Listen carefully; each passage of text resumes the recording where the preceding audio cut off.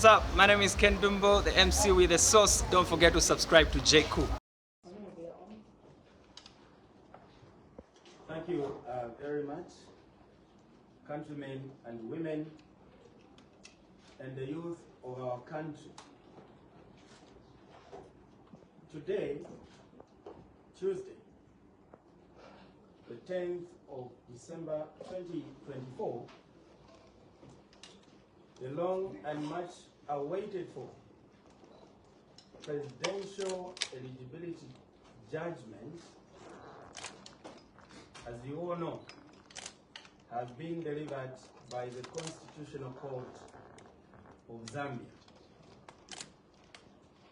As government, we want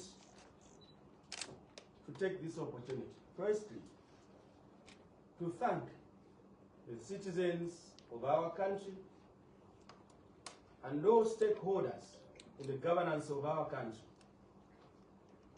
for you and their patience and courage before, during, and now, after delivery of this historic and landmark judgments. We take special recognition, notice, and appreciation to the judiciary, particularly the Constitutional Court, for rendering this judgment. We further note the sobriety and simplicity with which this landmark judgment has been rendered for the ease of the citizens and all interested to follow and understand, notwithstanding that the whole language was couched in legal terms. We believe those many who followed have understood the gist of the judgment. And as government, and a government of laws, therefore, we welcome and respect this judgment as delivered.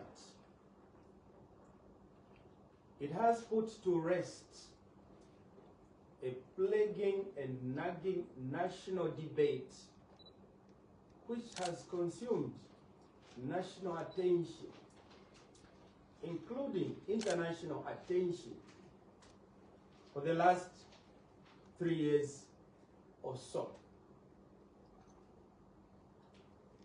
We believe that this judgment now brings clarity and certainty to the law and promotes the predictability of law and ends years of active speculation by many citizens and active arguments by lawyers, even when reasonably expected so.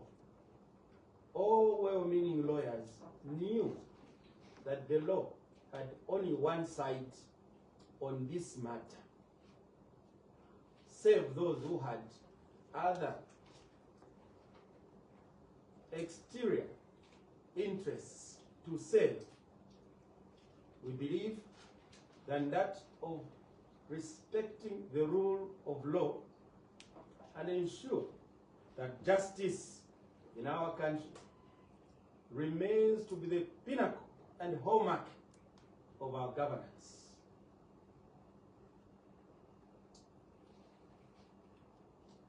As government, we believe that the rule of law is being restored in our country, and also not just restored, but now respected. Respect for the rule of law is a cornerstone for political, economic, and national security, stability. that the judgment in itself is anchored on the law and no other considerations or persuasions. That is to say, former President Edgar Chagwa Lungu has not been barred or blocked from contesting 2026 general elections or any other beyond. Rather, it is the fact that he is ineligible and does not qualify. I'd like to clarify that this judgment was not about blocking former President Lungu. It was not about barring him contesting future elections. It was about resolving the question of eligibility, to which it was his eligibility, and the courts have pronounced themselves. Therefore, assertions that President Hakainde Hichilema, State House, or any other government functionary has had a hand in this judgment have got no merit or basis whatsoever. They are and must be treated as such to be mere political rhetoric and all well-meaning Zambians and beyond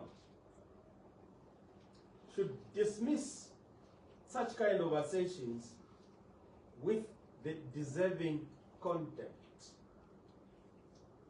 Clearly today, even those who were arguing that former President Lungu was eligible, them being lawyers, if you look them in the eyes, you only get one reaction, that the court has done justice, and not just doing justice, but that justice has been seen to be done. Therefore, going forward,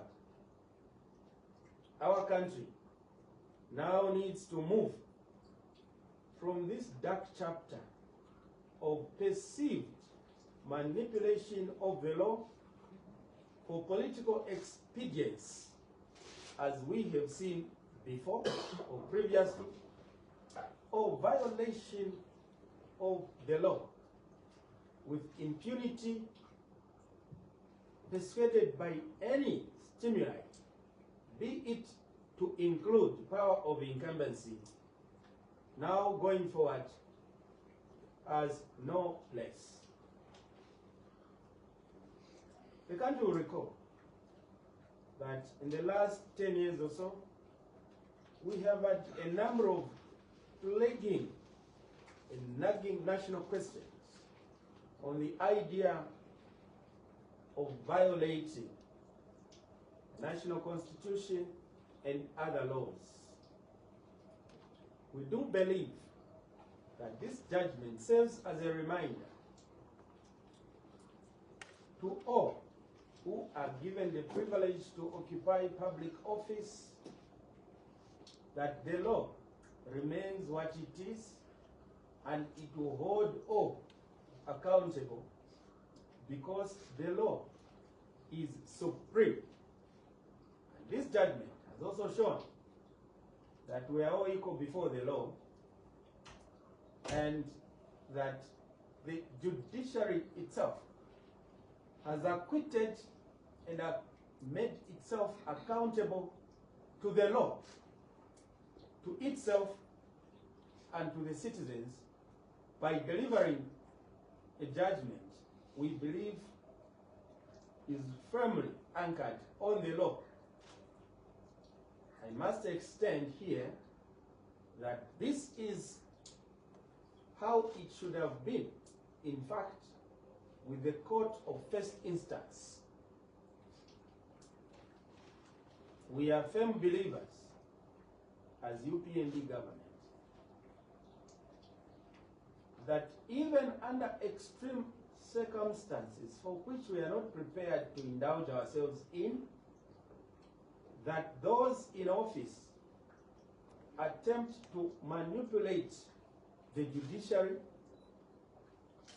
itself should not manipulate the law, because that is the anchor of hope for all the citizens, that we shall continue to be governed in an orderly and predictable and just way.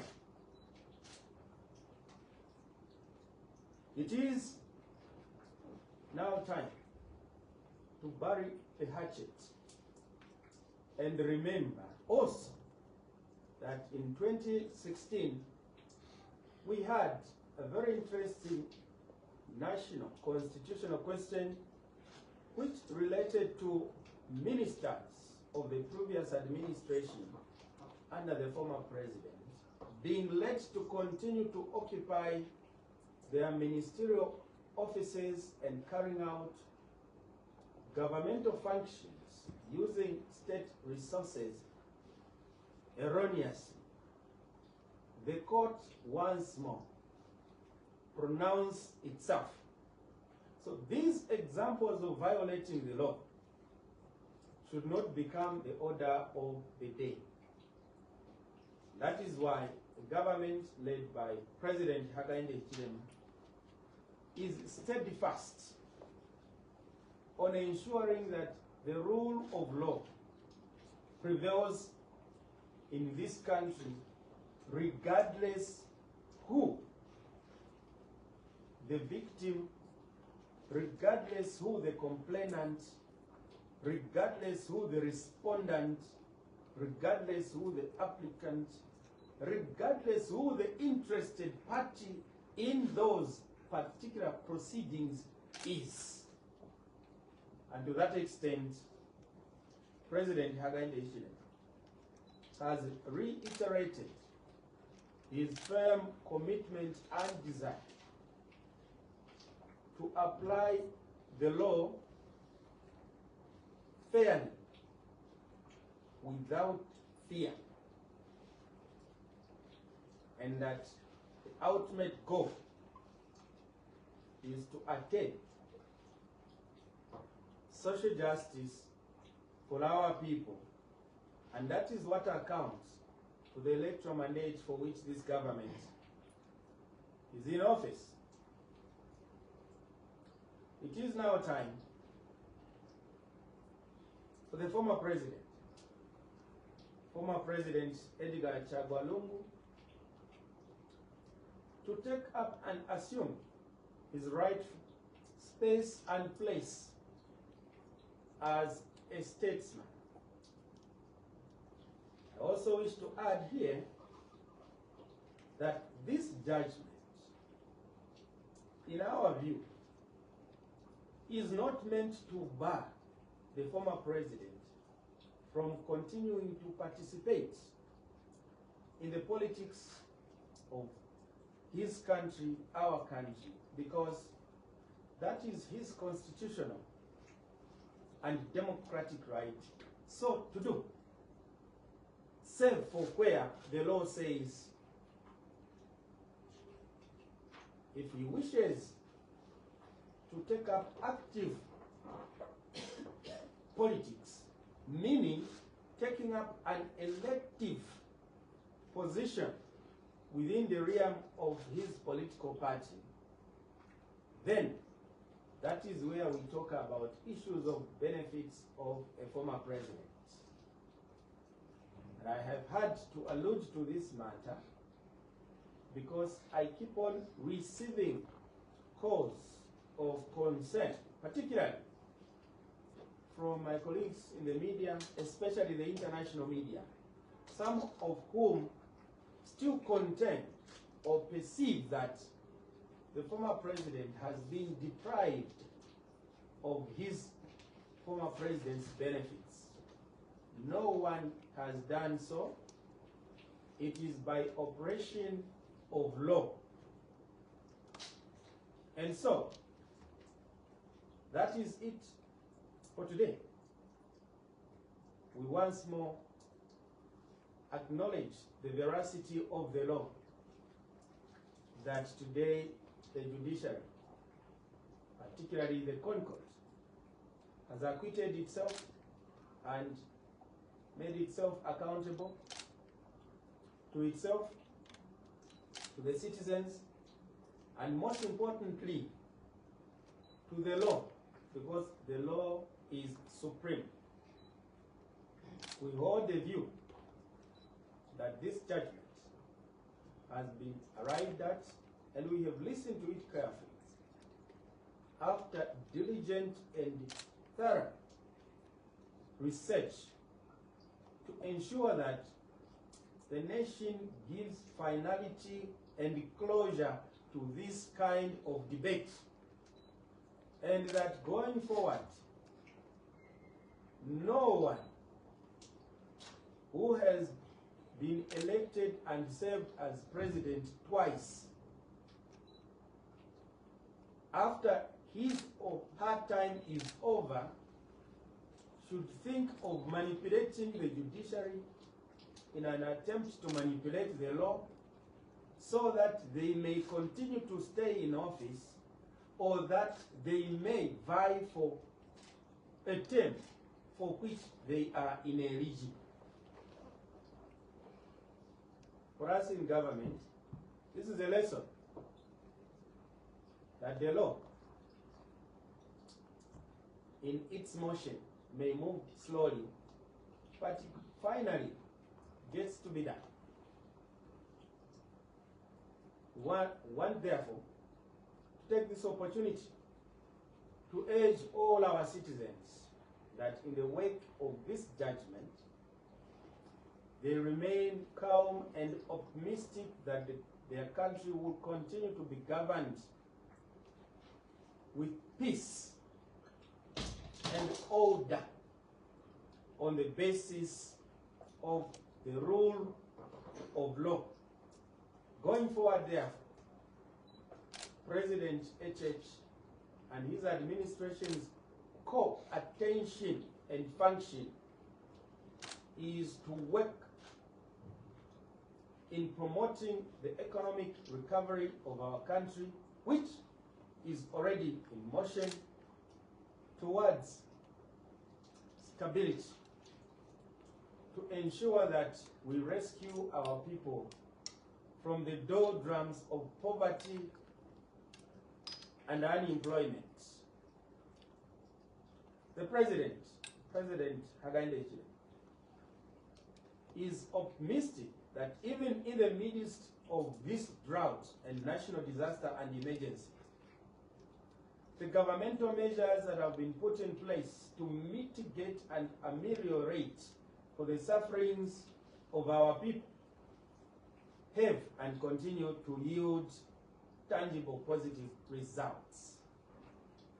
The Cash for Work program, emergency social cash transfer, the social cash transfer itself,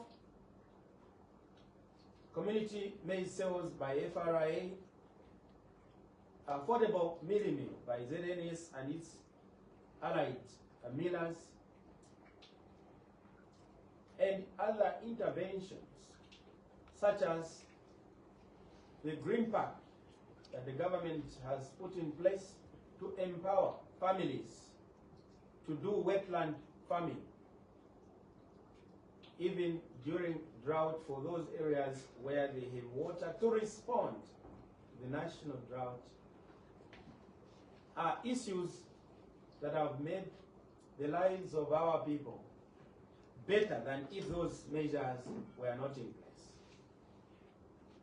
And therefore, I would like, on behalf of government, to assure the nation that peace and unity shall continue to prevail in this country as we look forward to what we believe will be a very active 2025, which comes as an advent year to a very important general election of 2026. Now remains for me, therefore, to wish all our citizens and our motherland Zambia a very happy Christmas and a very joyous New Year, and that during this period of festivity, we encourage our citizens to use it as a moment to reflect upon the grace of God that has befallen this country for the whole year, that we are now coming to the end of it, and thank God for giving each one of us life and peace in our country. Let us indulge responsibly, knowing very well that once the festivities are over, President HH will be back with his message of work, work, and work, working hard, turn around the fortunes of our country for better. I thank you, dear colleagues, and good day, countrymen and women.